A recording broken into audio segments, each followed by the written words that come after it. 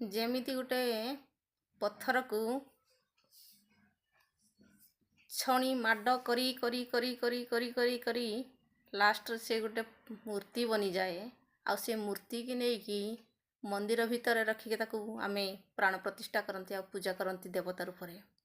ସେଇଭଳିଆ ଆଜ୍ଞା ମୋ ଜୀବନରେ ଏତେ ଦୁଃଖ, ଏତେ କଷ୍ଟ, ଏତେ ଝଡ଼ ଝଞ୍ଜା ଆସିଛି, ମୁଁ ତାକୁ ସହି ସହି ସହି ସହି ଆଜ୍ଞା ମୁଁ ବି ହିମାଳୟ ପାହାଡ଼ ଭଳିଆ ଗୋଟେ ମୂର୍ତ୍ତି ବନିଯାଇଛି। ମୋ ଭିତରେ ବୋଧେ ଆଉ ପ୍ରାଣ ହିଁ ନାହିଁ, ମୋ ମୁହଁରେ ହସ ବି ନାହିଁ।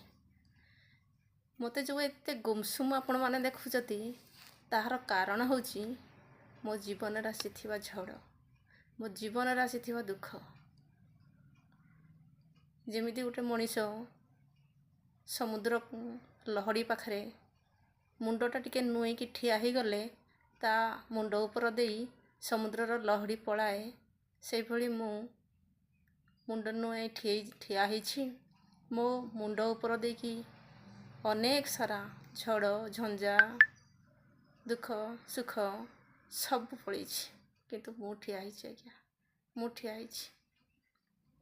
ଏ ଯେଉଁ ଆଖିରେ ଦେଖୁନାହାନ୍ତି ଦୁଇଟା ଦାଗ, ଏ ଆଜ୍ଞା କୋଲେଷ୍ଟ୍ରଲ୍ ପାଇଁ ହେଇନାହିଁ, ଏ ଅତ୍ୟଧିକ ଚାପ ଯୋଗୁଁ ହେଇଛି। କହିପାରିବିନି ଆଜ୍ଞା ସେ ଦୁଃଖ,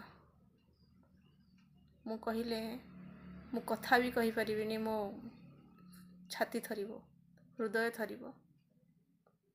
ଆଉ ଆପଣମାନେ ଯଦି ଶୁଣିବେ, ଆପଣ କେମିତି ତାକୁ ଗ୍ରହଣ କରିବେ ସେଟା ମୁଁ ବି ଜାଣିନି। ଜୀବନରେ ଆଜ୍ଞା ଶାନ୍ତ ରୁହନ୍ତୁ, ଶାନ୍ତ ରହିଲେ ସବୁ ଆପେ ଆପେ ଠିକ୍ ହେଇଯିବ। ସେଇଭଳି ଶାନ୍ତ ସ୍ୱଭାବ ବରଗଛ ହେଇକି ମୁଁ ଠିଆ ହେଇଛି। ମୋ ଦେହ ଦେଇକି ସବୁ ମାଡ଼ ଆସୁଛି ଯାଉଛି,